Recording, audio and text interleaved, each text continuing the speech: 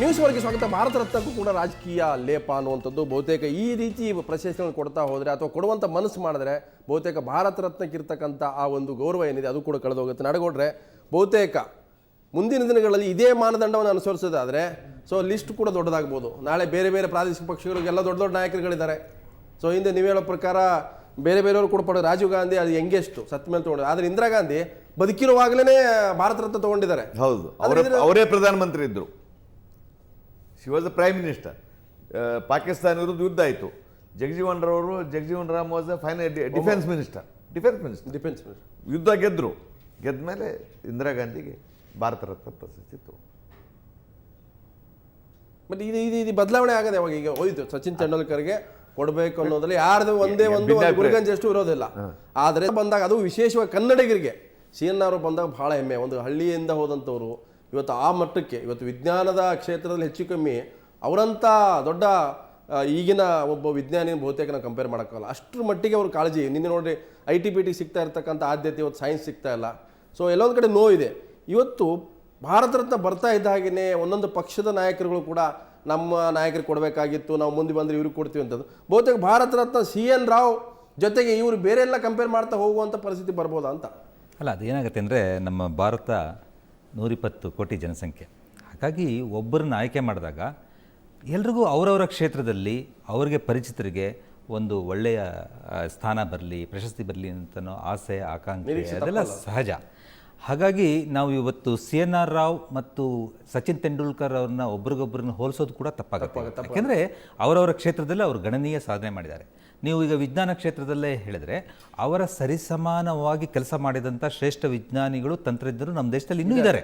ಅವರಿಗೆ ನಾನು ಉದಾಹರಣೆ ಹೇಳಬೇಕಾದ್ರೆ ಇನ್ನೊಬ್ಬ ರಾವ್ ಇದ್ದಾರೆ, ಪ್ರೊಫೆಸರ್ UR ರಾವ್. ಅವ್ರನ್ನ ಉಪಗ್ರಹ ಪಿತಾಮಹ ಅಂತ ಗುರುತಿಸ್ತಾರೆ. ಇವತ್ತು ನಮ್ಮ ದೇಶದಲ್ಲಿ ನಾವು ಇವತ್ತು ಈ ಕಾರ್ಯಕ್ರಮ ನೋಡ್ತಾ ಇದ್ದರೆ ಅವರು ಮೊದಲು ವಿನ್ಯಾಸಗೊಳಿಸಿದ ಉಪಗ್ರಹಗಳು ಉಡ್ಡಯನೆ ಆಗಿ, ನಿಮ್ಗೆ ಹೇಳ್ತೀನಿ, 21ನೇ ತಾರೀಕು ಗುರುವಾರಕ್ಕೆ ನಮ್ಮ ದೇಶ ಮೊದಲ ರಾಕೆಟ್ ಹಾರಿಸಿ 50 ವರ್ಷ ಆಗುತ್ತೆ. ಆ ಸಂದರ್ಭದಿಂದ ಇವತ್ತಿನ ತನಕ ಇವತ್ತಿನ ಮಂಗಳಯಾನ ಯೋಜನೆಗೂ ಕೂಡ ಶ್ರಮಿಸಿದಂಥ ಶ್ರೇಷ್ಠ ವಿಜ್ಞಾನಿ ಅವರು ಅಮೆರಿಕದಲ್ಲಿ ಮೆಸಚ್ಯೂಸೆಟ್ಸ್ ಇನ್ಸ್ಟಿಟ್ಯೂಟ್ ಆಫ್ ಟೆಕ್ನಾಲಜಿಯಲ್ಲಿ ಓದ್ತಾ ಇದ್ರು. ಅವರು ಅಲ್ಲಿ ಬೋಧನೆ ಮಾಡ್ತಾ ಇದ್ರು. ಅಂಥವ್ರು ಇಲ್ಲಿಗೆ ಬಂದು ಸತತ 50 ವರ್ಷ ಅವರು ಕೂಡ ಕೆಲಸ ಮಾಡಿದ್ದಾರೆ. ಅವ್ರಿಗೆ ಇವತ್ತು ಪದ್ಮ ವಿಭೂಷಣ ಇನ್ನೂ ಬಂದಿಲ್ಲ. ಹಾಗೆಯೇ ನಮ್ಮ CNR ಅವರ ಸಹಪಾಠಿ ಆಚಾರ್ಯ ಪಾಠಶಾಲೆಯಲ್ಲಿ ಕಾಲೇಜಿನಲ್ಲಿ ಅವ್ರಿಗೆ ಕಳೆದ ವರ್ಷ ಅಷ್ಟೇ ಪದ್ಮ ವಿಭೂಷಣ ಬಂತು. ಅವ್ರಿಗೇನು ಭಾರತ ರತ್ನ ಬಂದಿಲ್ಲ. ಹಾಗೆ ನೋಡಿದ್ರೆ ನಾವು ಇವತ್ತು ಅತ್ಯಂತ ಹೆಮ್ಮೆ ಪಡಬೇಕು. ಭಾರತ ರತ್ನ ಪಡೆದೇ ಇರುವಂತ ಭಾರತ ರತ್ನಗಳು ಸಾವಿರಾರು ಜನ ಇದ್ದಾರೆ, ಲಕ್ಷ ಜನ ಇದ್ದಾರೆ ಅಂತ ನಾನು ಹೇಳ್ತೀನಿ. ಹೌದು, ಖಂಡಿತವಾಗ ನಮ್ಮ ಭಾರತ ನಿಜವಾಗ್ಲೂ ನಾವು ಎಷ್ಟೋ ಸಮಯದಲ್ಲಿ ನಾವು ಗಮನಿಸೋದಕ್ಕಾಗೋದಿಲ್ಲ.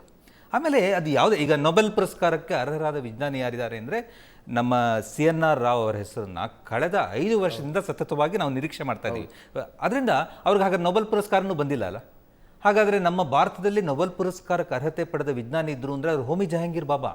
ಅವರು ಇದು ಕೇಂಬ್ರಿಡ್ಜಿಂದ ಬಿಟ್ಟು ಭಾರತಕ್ಕೆ ಬರದೇ ಅಲ್ಲೇ ಉಳ್ಕೊಂಡಿದ್ರೆ, ಜವಾಹರ್ಲಾಲ್ ನೆಹರು ಕರೆ ಮೇಲೆ ಅವರು ಇಲ್ಲಿ ಬಂದರು, ಅಲ್ಲೇ ಉಳ್ಕೊಂಡಿದ್ರೆ ಅವ್ರ ಜೊತೆಯಲ್ಲಿದ್ದ ಅಷ್ಟು ಜನಕ್ಕೆ ನೊಬೆಲ್ ಪುರಸ್ಕಾರ ಬಂತು. ವಿಕ್ರಮ್ ಸಾರಾಭಾಯಿ ಜೊತೆಲಿ ಕೆಲಸ ಮಾಡಿದವರು ಅಷ್ಟು ಜನಕ್ಕೂ ನೊಬೆಲ್ ಪುರಸ್ಕಾರ ಬಂತು. ಅವರೆಲ್ಲರೂ ಬಿಟ್ಟು ಅವ್ರಿಗೆ ಯಾವ ಪದ್ಮವಿಭೂಷಣ ಒಂದೂ ಬರಲಿಲ್ಲ, ವಿಕ್ರಮ್ ಸಾರಾಭಾಯಿ ಅವ್ರಿಗಾಗಲಿ ಹೋಮಿ ಜಹಾಂಗೀರ್ ಬಾಬಾ ಅವ್ರಿಗಾಗಲಿ. ಆದರೆ ಅದಕ್ಕೆ ಯಾರು ಅದಕ್ಕೆ ಬಗ್ಗೆ ಚರ್ಚೆ ಮಾಡಲಿಲ್ಲ. ಇವತ್ತೇನಾಗಿದೆ ಅಂದರೆ ನಮ್ಮ ಮಾಧ್ಯಮಗಳು ಅತ್ಯಂತ ಪ್ರಭಾವಶಾಲಿಯಾಗಿದೆ. ಜನಕ್ಕೆ ಅವರ ಚಿಂತನೆಗಳನ್ನ ಹಂಚ್ಕೊಳ್ಳೋಕ್ಕೆ ಒಂದು ವೇದಿಕೆ ಇದೆ. ಹಾಗಾಗಿ ಈ ಥರ ಚರ್ಚೆಗಳು ನಡೆಯುತ್ತೆ. ನಮ್ಮಂಥ ಜ್ವಲಂತ ಡೆಮಾಕ್ರಸಿ ಇರುವಂಥ ದೇಶ ಅಲ್ಲಿ ಇದೆಲ್ಲ ನಡೆದೇ. ಒಂದು ನಮಗೆ ಆಲ್ದೊಡ್ಡಿರೇ ಪ್ರಶ್ನೆ ಇರ್ತಕ್ಕಂಥದ್ದು ಸರಳವಾಗಿ, ಈಗ CNR ಬಂದಿರತಕ್ಕಂಥದ್ದು ಅವರ ಕೊಡುಗೆಗಳ ಬಗ್ಗೆ ಚರ್ಚೆ ಆಗಬೇಕಾಗಿತ್ತು. ಆದರೆ ಅದನ್ನು ಬಿಟ್ಟು ಇವತ್ತು ತೆಂಡೂಲ್ಕರ್ ಕೊಟ್ಟಿದ್ದು ಸರಿ ತಪ್ಪು ಅನ್ನೋದು ಚರ್ಚೆ ಮಾಡ್ತಾ ಇದ್ವಿ. ನಮ್ಮ ಪಕ್ಷದ ಸ್ಥಾಪಕ ಅಧ್ಯಕ್ಷ NT ರಾಮಾರಾವ್ ಸಿಗಬೇಕು, BJPಯವರು ವಾಜಪೇಯಿಗೆ ನಾವು ಕೊಡ್ತೀವಿ, ಅವ್ರಿಗೆ ಕೊಡಬೇಕಾಗಿತ್ತು, ಇನ್ನೊಬ್ಬ ನಾಯಕನಿಗೆ ಕೊಡಬೇಕು ಅನ್ನೋಂಥದ್ದು ಬಹುತೇಕ ಈ ಸಾಧನೆಯ ಮಾನದಂಡಗಳು ಬಹುತೇಕ ಒತ್ತಡದ ಶಕ್ತಿಗಳಾದರೆ ಅವರಿಗೆ ಭಾರತ ರತ್ನ ಮಿಸ್ ಆಗುತ್ತೆ. ನೀವು ಹೇಳಿದ್ರೆ 1 ಲಕ್ಷ ನನಗಿಂತ ಬೇರೆಯವ್ರಿಗೆ ಹೆಚ್ಚು ಮಾರ್ಕ್ಸ್ ಬಂತು ಅಥವಾ ಆ ಒಂದು ಇದರೊಳಗೆ ಪರೀಕ್ಷೆ ಅವರ ಪ್ರಶ್ನೆ ಪತ್ರಿಕೆ ಸುಲಭವಾಗಿತ್ತು ಅಂತ ಆ ಥರ ನಾವು ಹೋಲಿಸ್ಕೊಳ್ಳೋದು ನಮ್ಮ ಸಹಜ. ಅದು ಭಾರತ ರತ್ನ ತನಕ ಅದು ಬೆಳೆದಿದೆ ಅನ್ನೋದನ್ನ ಇವತ್ತು ನಾನು ಆಡಳಿತ ನಡೆಸಿದಂಥ ಮತ್ತೆ ಮಾಜಿ ಮಂತ್ರಿಗಳು BJP ಹಿರಿಯ ನಾಯಕರಂತ ಸುರೇಶ್ ಕುಮಾರ್ ನಿಮ್ಮನ್ನು ಕೇಳ್ತೀನಿ. ಲಿಸ್ಟ್ ದೊಡ್ಡದಾಗ್ತಾ ಇದೆ ಅಂತ ಭಾರತ ರತ್ನಕ್ಕೆ. ಭಾರತ ರತ್ನ ಲಕ್ಷ ಜನ ಮೇಲಿದ್ದಾರೆ ನಮ್ಮ ಭಾರತದಲ್ಲಿ. ರತ್ನ ಅಂದರೆ ಪಡೆದವ್ರು ಮಾತ್ರ ಭಾರತ ರತ್ನ ಅಂತಲ್ಲ. ಈಗ ಆಲ್ದೊಡ್ಡಿಯವರು ಮತ್ತು ನಾಡಗೌಡರು ಹೇಳ್ತಾ ಇದ್ರು ಮೊದಲೇ ಬಹಳಷ್ಟು ಜನ ಇದ್ದಾರೆ. ಸಿಗಬೇಕಾದವರು ಸಿಕ್ಕೇ ಇಲ್ಲ, ಸಿಗದೇ ಇರೋರಿಗೆ ಸಿಗ್ತಾ ಇದೆ. ಬಹುತೇಕ ಸಿಕ್ಕವರೆಲ್ಲರೂ ಕೂಡ ಆ ರೀತಿ ಇಲ್ಲ ಅಂತ ಹೇಳ್ತಾ ಇಲ್ಲ. ಆದರೆ ಎಲ್ಲೋ ಒಂದು ಕಡೆ ಕ್ರೈಟೀರಿಯಾ ಅನ್ನೋದು ತಪ್ಪಾಗ್ತಾ ಇದೆ. ಬದುಕಿರುವಾಗ ಕೊಡಬೇಕನ್ನೋದು ಸತ್ತ ಮೇಲೆ ಕೊಡೋದು, ಸತ್ತಕ್ಕಿಂತ ಮೊದಲೇ ಕೊಡುವಂಥದ್ದು ಇನ್ನಷ್ಟು ವಿಳಂಬ ಮಾಡೋದು. ಧ್ಯಾನ್ ಚಂದ್ ಸಿಗಬೇಕಾಗಿದ್ದು ಸಚಿನ್ ತೆಂಡೂಲ್ಕರ್ ಸಿಕ್ಕಿದೆ ಅನ್ನುವಂಥದ್ದು ಬಹುತೇಕ ಭಾರತ ರತ್ನ ಕೂಡ ಒಂದು ರಾಜಕೀಯ ಲೇಪ ಬರ್ತಾ ಇದೆಯಾ ಅಂತ. ಅಲ್ಲ, ಇದೇನಾಗ್ತಾ ಇದೆ, ನಾನು ತಡವಾಗಿ ಬಂದಿದ್ದಕ್ಕೋಸ್ಕರ ನಾನು ಕ್ಷಮೆ ಯಾಚಿಸ್ತೀನಿ. ಎಷ್ಟು ಜನಕ್ಕೆ ಕೊಟ್ಟರು? 59 ವರ್ಷದಲ್ಲಿ 43 ಜನಕ್ಕೆ ಬಂದಿದೆ. ಎಷ್ಟು ಜನ ಕೊಟ್ಟರು ಅನ್ನೋದಕ್ಕಿಂತ ಯಾರು ಕೊಟ್ಟರು ಅಂತ ಭಾಳ ಮುಖ್ಯ, ಭಾಳ ಮುಖ್ಯ ಇದು. ಇವತ್ತು ಧ್ಯಾನ್ ಚಂದ್ ಕೊಟ್ಟಿಲ್ಲ ಅನ್ನೋದು ಭಾಳಷ್ಟು ಮನಸ್ಸಲ್ಲಿ ಕೊರಗಿದೆ. ನಾನು ನಾಡಗೌಡರು ಆಗಲೇ ಚರ್ಚೆಯಲ್ಲಿ ಇದನ್ನು ಭಾಗವಹಿಸಿದ್ದೀವಿ. ಯಾಕೆ ಭಾರತ ರತ್ನ ಕೊಡ್ತಾರೆ? ಭಾಳ ಮುಖ್ಯ. ಒಂದು, ಆ ವ್ಯಕ್ತಿಯ ಸಾಧನೆ, ಆ ಕೊಡೋದ್ರಿಂದ ಬೇರೆಯವ್ರಿಗೆ ಪ್ರೇರಣೆ ಸಿಗಲಿ, ಇಂಪ್ಯಾಕ್ಟ್, ನಮಗೆ ಗೌರವ, ಅವರಿಂದ ಪ್ರೇರಣೆ ಸಿಗಲಿ ಅಂತ. ಧ್ಯಾನ್ ಚಂದ್ ಬಗ್ಗೆ ಇವತ್ತು ಸಾಕಷ್ಟು ದಂತಕಥೆಗಳಿವೆ, ಸೊ ಕೊಡಬೇಕಾಗಿತ್ತು. ಎರಡನೇದು, ನಾವು ಇಷ್ಟಪಡದೇ ಇರಲಿ, ರಾಜಕೀಯ ಪ್ರವೇಶ ಆಗ್ತಾ ಇದೆ. ಆಗಬಾರ್ದಾಗಿತ್ತು, ಖಂಡಿತ ಆಗಬಾರ್ದು, ಆಗ್ತಾ ಇದೆ. ನಾವು ರಾಜಕೀಯ ಪ್ರವೇಶ ಆದಾಗ ಭಾರತ ರತ್ನ 89ರಲ್ಲಿ ಅವರಿಗೆ ಭಾರತ ರತ್ನ ಸಿಗುತ್ತೆ. ಇಂದಿರಾ ಗಾಂಧಿ ಬದುಕಿರುವಾಗಲೇ ಅವರೇ ಪ್ರಶಸ್ತಿನ ಪಡ್ಕೊಳ್ತಾರೆ ಭಾರತ ರತ್ನ. Rajiv Gandhi youngest Bharat Ratna awardee. ಆದರೆ ಈಗ ಬಂದಿರತಕ್ಕಂಥದ್ದು ನಿಮಗೆ ಬೇಕಾದಾಗ ಭಾರತ ರತ್ನ ಪಡ್ಕೊಂಡ್ಬಿಡ್ತೀರಿ, ಕೊಡೋವಾಗ ಯಾಕೆ ಈ ರೀತಿ ತಪ್ಪು ಮಾಡ್ತೀರಿ ಅನ್ನುವಂಥದ್ದು ಕೇಂದ್ರ ಸರ್ಕಾರಗಳು. ಏನು ತಪ್ಪಾಗಿದೆ ಅಂತ ಈಗ ಯಾಕೆ ಇದು ಚರ್ಚೆಗೊಳಗಾಯ್ತು? ಸಚಿನ್ ತೆಂಡೂಲ್ಕರ್ ಕೊಟ್ಟಿದ್ದು ಸರಿನಾ ಅಂತ ಈಗ JDU-ನವರು ಪ್ರಶ್ನೆ ಮಾಡ್ತಾ ಇದ್ದಾರೆ. ಬಿಜೆಪಿ ಅವ್ರು ಕೇಳಿದ್ರೆ ವಾಜಪೇಯಿ ಕೊಟ್ಟರೆ ನಿಮ್ದೇನು ಗಂಟು ಹೋಗ್ತಿತ್ತು, ಆಯ್ತಪ್ಪ ಅವ್ರು ಕೊಡೋಕ್ಕಾಗಲ್ಲ, ನಮ್ಮ ಸರ್ಕಾರ ಬಂದಾಗ ನಾವು ಕೊಡ್ತೀವಿ ವಾಜಪೇಯಿ ಅವರಿಗೆ.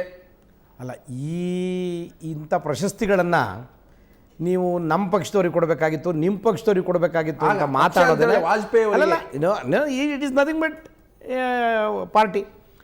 ಆ ರೀತಿ ಮಾತನಾಡೋದೇನೆ ಅವರಿಬ್ಬರು ಖಂಡಿತ ಡಿಸರ್ವಿಂಗ್, ಎರಡನೇ ಮಾತು 100%. ಆದರೆ ಈ ಸಂದರ್ಭದಲ್ಲಿ ಯಾಕೆ ಚರ್ಚೆಗಳು? ನಾವು ಅವ್ರಿಗೆ ಅವಮಾನ ಮಾಡ್ತಿದ್ವಿ ಅಂತ ಅವಮಾನ ಅಲ್ಲ, ನೀವು ಇದು ಕುಕ್ಕಡಪ್ ಅಂತ ಅಂದ್ರೆ ವೆಲ್ ಪ್ಲಾನ್ಡ್, ನಾಳೆ ಇವ್ರು ರಿಟೈರ್ಡ್ ಆಗ್ತಾರೆ, ಆದ ಒಂದು ಗಂಟೆಗೆ ನಾವು ಅನೌನ್ಸ್ ಮಾಡುವಂಥದ್ದು. ಧ್ಯಾನ್ ಚಂದ್ ವಿಚಾರದಲ್ಲಿ ಹೋಗಾರ್ಜಿ, ಒಂದು ಸಚಿನ್ ತೆಂಡೂಲ್ಕರ್ ಅಂತವರು ರಿಟೈರ್ ಆಗುವಾಗ ಇಡೀ ಪ್ರಪಂಚ ಇಂಥ ಒಬ್ಬ ಮಹಾನ್ ಆಟಗಾರ ರಿಟೈರ್ ಆಗ್ತಿದ್ದಾನೆ ಅಂತ ನೋಡುವಾಗ ಸುರೇಶ್ ಕುಮಾರ್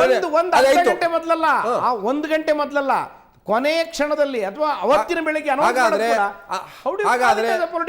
ಖ್ಯಾತಿಯ ಸಮೂಹ ಸನ್ನಿಗೆ ಆಡಳಿತ ನಡೆಸುವಂತವ್ರು ಈಡಾಗ್ತಾರ? ಅಲ್ಲ, ಹುಗಾರ್ ಅವರ ಪ್ರಶ್ನೆ ಇರೋದು ಸಚಿನ್ ತೆಂಡೂಲ್ಕರ್ದು ಇನ್ಸಿಡೆಂಟಲ್, ಧ್ಯಾನ್ ಚಂದ್ ಕೊಟ್ಟಿಲ್ಲ ಅಂತ. ಆದ್ರೆ ಬೆಳೆದು ಬಂದಿರ ನೋಡಿ, 55ನೇ ಇಸ್ವಿನಲ್ಲಿ ಪಂಡಿತ್ ನೆಹರೂಗೆ ಹ್ಯಾಕ್ ಸಿಗುತ್ತೆ, 71ನೇ ಇಸ್ವಿನಲ್ಲಿ ಇಂದಿರಾ ಗಾಂಧಿ ಅವ್ರು ಹ್ಯಾಕ್ ಸಿಗುತ್ತೆ, ರಾಜೀವ್ ಗಾಂಧಿಗೆ, ಅಂಬೇಡ್ಕರ್ ಅವ್ರದ್ದು ಮಾಡ್ಲಿಕ್ಕೆ 1990 ಬರಬೇಕು, ಅದು ಕಾಂಗ್ರೆಸ್ಸೇತರ ಸರ್ಕಾರ, ಕಾಂಗ್ರೆಸ್ಸೇತರ. ಜಯಪ್ರಕಾಶ್ ನಾರಾಯಣ ಬರ್ಲಿಕ್ಕೆ 98 ಬರಬೇಕು, ಅದು VP ಸಿಂಗ್ ಪಟೇಲ್ ಬರ್ಲಿಕ್ಕೆ ಬಹಳ ಮಜಾ ಅಂದ್ರೆ, ಬಹಳ ವಿಶೇಷ ಅಂದ್ರೆ ಸರ್ದಾರ್ ವಲ್ಲಭಾಯ್ ಪಟೇಲ್ ಯಾವಾಗ ಕೊಡ್ತಾರೆ? 91ನೇ ಇಸ್ವಿನಲ್ಲಿ ರಾಜೀವ್ ಗಾಂಧಿ ಕೊಟ್ಟಾಗ ಪಟೇಲ್ಗೂ ಕೂಡ ಇರ್ಲಿ, ಅದೇನು ರಾಜೀವ್ ಗಾಂಧಿ ಅವರು ಕೊಟ್ಟಾಗ ರಾಜಕೀಯ ಕಾಣಿಸ್ತೆ ಅಂತಾರ. ಪಟೇಲ್ ಅವರು 50ನೇ ಇಸ್ವಿಯಲ್ಲಿ ತೀರ್ಕೊಂಡ್ಮೇಲೆ 41 ವರ್ಷಗಳ ನಂತರ ಅವ್ರಿಗೆ ಭಾರತ ರತ್ನ ಕೊಟ್ಟಿದ್ದು ಯಾತಕ್ಕೆ? ಇವತ್ತು ಭಾರತ ರತ್ನ ಕೊಟ್ಟರೆ ಅದು ಪ್ರೇರಣೆ ಸಿಗಬೇಕು. ಸೊ ಇದಕ್ಕೋಸ್ಕರ ಅನಿಸಿದ್ರೆ ಖಂಡಿತ ಇದರಲ್ಲಿ ರಾಜಕೀಯ ವಾಸನೆ ಕಾಣ್ತಾ ಇದೆ, ಇದು ಆಗಬಾರ್ದು. ನಾನು ನಾಡಗೌಡ್ರೆ, ರಾಮಲೋಲ್ ಗ್ರೇಟ್ ಸೋಷಿಯಲಿಸ್ಟ್, ಕರ್ಪೂರನಾಥ್ ಠಾಕೂರ್, ಮಹಾತ್ಮ ಗಾಂಧಿ ಹೋದ್ಮೇಲೆ ಸಿದ್ಧಾಂತ ತತ್ವಗಳನ್ನು ಕೊಟ್ಟಂತ ಸೈಂಟಿಫಿಕ್ ಇದ್ದಿದ್ರೆ ರಾಮಣ್ಣವ್ರ ಲೋಹಿಯ ಇನ್ನೂ ಕೊಟ್ಟಿಲ್ಲ. ಮತ್ತು ನಾವು ಹೇಳ್ತೀವಿ ನಮ್ದೇನಾರ ಸಮಾಜವಾದ ಸರ್ಕಾರ ಬಂದಾಗ ಅವ್ರಿಗೆ ಕೊಡ್ತೀವಿ ಅಂತ ನಾವು ಹೇಳ್ತೀವಿ. ಬಟ್ ಬಿಜೆಪಿ ಅವರು ಅದೇ ಹೇಳ್ತಾರೆ, ನಾವು NDA ಬಂದಾಗ ನಾವು ವಾಜಪೇಯಿ ಕೊಡ್ತೀವಿ. ವಾಜಪೇಯಿ ಅವ್ರ ಬಗ್ಗೆ ನಾವು ವಾಜಪೇಯಿ ಅವ್ರಿಗೆ ಇವತ್ತು ಸಿಗ್ಬೇಕನ್ನೋದ್ರ ನಾವು ನಿಮ್ಮ ನಾಯಕರು ಹೇಳಿದ್ರೆ ನಿತೀಶ್ ಕುಮಾರ್ ನಮ್ಮ ನಾಯಕರೆಲ್ಲ he deserves, there is no question. ಮಂದಿ ಯಾರು ಹೇಳಿ ನಾನು ಹೇಳೋದು ಅವ್ರು ಹೇಳೋದಲ್ಲ. ಹಿ ಡಿಸರ್ವ್ಸ್. ಪಾಲಿಟಿಕ್ಸ್ ಬಟ್ ಅವರು ನಾವು ಬಿಲಾಂಗ್ಸ್ ಟು ಬಿಜೆಪಿ ಅಂತ. ನೋಡ್ರಿ, ರಾಷ್ಟ್ರವನ್ನ ಕೂಡಿಸಿದ ವಾಜಪೇಯಿ, ನ್ಯಾಷನಲ್ ಕ್ವಾಡ್ರಿಲ್ಯಾಟರಲ್ ಮಾಡಿ ಈ ರಾಷ್ಟ್ರದಲ್ಲಿ ಕಲ್ಪನೆ ಕೊಟ್ಟ ವಾಜಪೇಯಿ. ನಾವು ಅದನ್ನ ಅವ್ರು ಗೌರವ ಕೊಡಲಿಲ್ಲ ಅಂದ್ರೆ ನಾನು ಬೇಕು ಹೇಳ್ತೀನಿ. ಸಂವಿಧಾನ ನಾವು ಮಾತಾಡುವಂಥ ಒಂದು ಶಕ್ತಿ ಕೊಟ್ಟಂಥವ್ರು, ಈ ಸಂವಿಧಾನದ ಮೂಲಕ ನಡಿಬೇಕು ಆಡಳಿತ, ನಮ್ಮ ಬದುಕು ಪ್ರತಿಯೊಂದು ಕೂಡ ಅಂತ ಹೇಳಿದವಂಥವ್ರನ್ನ VP ಸಿಂಗ್ ಕಾಂಗ್ರೆಸ್ಸೇತರ ಸರ್ಕಾರ ಬಂದಾಗ ಕೊಡಬೇಕಾದಂಥ ಸನ್ನಿವೇಶ ಬಂತಂದ್ರೆ ಕಾಂಗ್ರೆಸ್ಸಿಗೆ ಎಲ್ಲೋ ಒಂದು ಕಡೆ ಅವಮಾನ ಅಲ್ವಾ? ಅದು ಅವಮಾನ ಪ್ರಶ್ನೆ ಅಲ್ಲ ಇದು. ನೋಡಿ, ಭಾಳ ಚರ್ಚೆ ಆಗಬೇಕಾಗಿರೋ ವಿಚಾರಗಳಿವು. ಅಂಬೇಡ್ಕರ್ ಕೊಡುವಾಗ ಈಗ ಎಷ್ಟೋ ಜನರು ಪಟ್ಟಿ ಹೇಳಿದ್ರು, ಯಾಕೆ ಇಷ್ಟು ಅಡವಾಗಿ ಬಂತು ಇವ್ರಿಗೆ ಅಂಥೇಳಿ. ಫೈನ್, ಇದನ್ನು ನಿರ್ಧಾರ ಮಾಡೋರು ಯಾರು ಅಂತ ಅನ್ನೋದು ಮೊದಲನೇ ಪ್ರಶ್ನೆ. ಕೇಂದ್ರ ಸರ್ಕಾರ ನಿರ್ಧಾರ ಮಾಡ್ತದೆ. ಕೇಂದ್ರ ಸರ್ಕಾರ ನಿರ್ಧಾರ ಮಾಡಿದ್ದಾರೆ, ಒಂದು ಕಮಿಟಿ ನೇಮಕ ಮಾಡ್ತೀರಾ? ಹೇಳಿ ಸರ್. ಸೆಂಟ್ರಲ್ ಹಾಲೆಲ್ಲ ಅವ್ರು ಫೋಟೋ ಹಾಕಿದ್ದಿಲ್ಲ. ಅಂಬೇಡ್ಕರ್ ಹೌದೌದು, ಅಂಬೇಡ್ಕರ್ ಡಿಮ್ಯಾಂಡ್ ಅಲ್ಲಲ್ಲ, ಅಂಬೇಡ್ಕರ್ ಫೋಟೋ ಹಾಕಕ್ ಕಾಲ ಬಂದದ್ದೇ ಜಾಗ ಇಲ್ಲ ಅಂದ್ರು. On demand. ಆ ಜಾಗ ಇಲ್ಲ ಅಂದ್ರು. ಅಲ್ಲಲ್ಲ, ಅದು ಜನರು ಒತ್ತಾಯದ ಮೇರೆಗೆ ಹಾಕಿದ್ದು. ಜನರೆಲ್ಲ ವಿ ಪಿ ಸಿಂಗ್ ಬಂದ್ಮೇಲೆ ಮೊದಲು ಅಂಬೇಡ್ಕರ್ ಫೋಟೋ ಹಾಕಂದ್ರೆ ಹಾಕಕ್ ಜಾಗ ಇಲ್ಲ ಅಂದ್ರು. ವಿ ಪಿ ಸಿಂಗ್ ಪ್ರಧಾನಮಂತ್ರಿ ಆದ್ಮೇಲೆ ಜಾಗ ಸಿಗ್ತಿಲ್ಲ. ಅಲ್ಲ, ಅಫ್ಕೋರ್ಸ್ ಅಲ್ಲ, ಆ ವಿಚಾರದಲ್ಲಿ V P Singh social justice ಪರವಾಗಿ ತೆಗೆದುಕೊಂಡ ತೀರ್ಮಾನಗಳು ಬಹಳ ದೊಡ್ಡವು. ಹನುಮಂತವರೇ, ನೀವು ಕಾಂಗ್ರೆಸ್ ಸೇರಿದ್ದು ಬಹಳ ಇತ್ತೀಚೆಗೆ, ಆದ್ರೆ ನೀವು ಕಾಂಗ್ರೆಸ್ ವಿರೋಧಿ ರಾಜಕಾರಣದಲ್ಲೇ ಬಂದವರು. ಆದ್ರೆ ಒಂದಂತೂ ಸ್ಪಷ್ಟ, ಭಾರತ ರತ್ನ ನೀಡೋದ್ರಲ್ಲಿ ಒಂದು ರೀತಿ ಲೆಕ್ಕಾಚಾರ ಇದೆ ಅನ್ನುವಂಥದ್ದಂತೂ ಗುಮಾನಿದೆ. ಇಲ್ಲ, ಈ ಗುಮಾನಿ ಇದ್ರೆ ಇದನ್ನ ಪರಿಹರಿಸೋದು ಹೇಗೆ ಅಂತ ನನಗೆ ಅದು ಮುಂದೆ ಪರಿಹರಿಸ್ಬೇಕಲ್ಲ? ಅಲ್ಲಲ್ಲ, ಅದನ್ನೇ ಹೇಳ್ತಿದ್ದೀನಿ ನೋಡಿ. ಇಂಥ ವಿಚಾರಗಳಲ್ಲಿ ಅಗ್ರಿ. ಯಾರಿಗೆ ಕೊಟ್ಟಾರ? Most of them they deserve. But non deserve ಕೊಟ್ಟಾರ ಅಂತ ಹೇಳಕ್ ಆಗಲ್ಲ. ಉದ್ದೇಶ ಯಾವಾಗ ಮತ್ತೆ ಉದ್ದೇಶ ಟೈಮಿಂಗ್ ಉದ್ದೇಶ ಈ ಕಾರಣಕ್ಕೆ ಆಗ್ಬೇಕಾಗಿರೋದು see how to dealing from the politics ಮಾಡಿ ಅದನ್ನ. ಈಗ ನೀವು 92 ಜನಕ್ಕೆ ಕೊಟ್ಟಿದ್ದೀರಿ ಇವತ್ತಿಗೆ ಅಂತ ಅಂದ್ಕೊಂಡ್ರೆ 63 ಜನಕ್ಕೆ ಕೊಟ್ಟಿದ್ದೀರಿ ಅಂತ ಆದ್ರೆ, ಇಷ್ಟು ಜನಕ್ಕೆ ಕೊಡುವಾಗ ಯಾವ್ಯಾವ ಸಂದರ್ಭದಲ್ಲಿ ತೀರ್ಮಾನ ತಗೊಂಡ್ರು, ಯಾವ ಮಾನದಂಡಗಳ ಮೇಲೆ ತೀರ್ಮಾನ ಅದು ಆಗ್ಬೇಕಾಗಿರೋದು. ಆ ಮಾನದಂಡಗಳನ್ನ ರೂಪಿಸೋದ್ರಲ್ಲಿ ಮುಂದಿನ ನಾನು ಹಾಲ್ ದೊಡ್ಡ ಮಾತಾಡ್ತೀನಿ. ಯಾಕಂತಂದ್ರೆ ತೆಂಡೂಲ್ಕರ್ಗೆ ಇವತ್ತು ಕೊಡದೆ ಹೋದ್ರೆ ಯಾರು ಕೂಡ ಬೀದಿಗಳಿರ್ತಿರ್ಲಿಲ್ಲ. ಆದ್ರೆ ಸಮೂಹ ಸನ್ನಿಗೆ ಬಹುತೇಕ ಕೇಂದ್ರ ಸರ್ಕಾರಲ್ಲೋ ಮರಳತೆ ಅನ್ನುವಂಥದ್ದು. ಯಾಕಂತಂದ್ರೆ ಈಗ ಧ್ಯಾನ್ ಚಂದ್ ಪರವಾಗಿ ಯಾರು ಮಾತಾಡಕ್ಕಿಲ್ಲ ಅನ್ನುವಂಥದ್ದು ಏನಾದ್ರೂ ಮನದಲ್ಲಿ ಇಟ್ಕೊಂಡು ಕೇಂದ್ರ ಸರ್ಕಾರ ತೀರ್ಮಾನ ಕೈಗೊಳ್ತಾ ಅನ್ನೋದು.